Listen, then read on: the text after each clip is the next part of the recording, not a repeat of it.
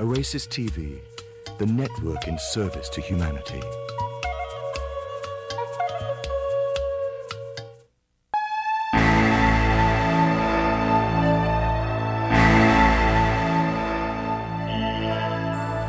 So, like cell phones.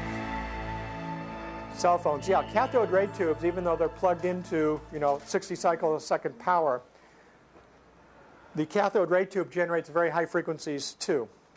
And so electronic devices, all of our electronic devices, even though they're plugged into 60 cycle current and they're generating 60 cycle fields, they're also generating very high frequency fields as well. So cell phones are a good example of a wireless form of communication that uses very high frequencies, electromagnetic frequencies, to work.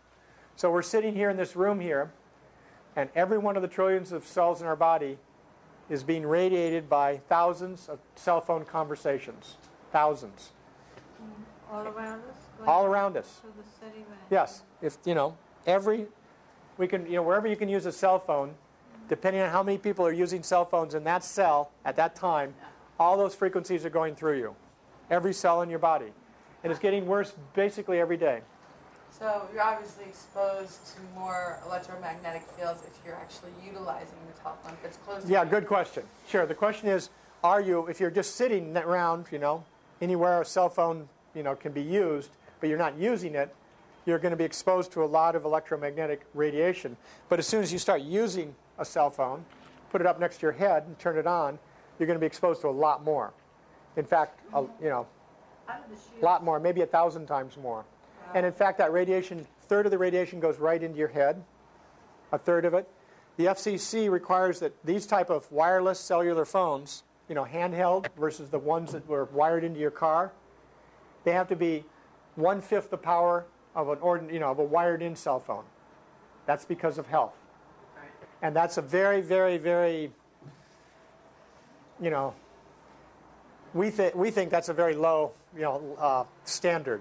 Right. It should be probably, to be totally safe, it maybe should be 1/20 the power, but then it wouldn't work. Right. So shields on those, do those work? Shields on the cell phones. Shields? Shields too. Well, actually, there's nothing you can do to really shield a magnetic field very practically. Right. Remember we talked about the magnetic field goes through lead? The electrical field can be blocked somewhat by materials.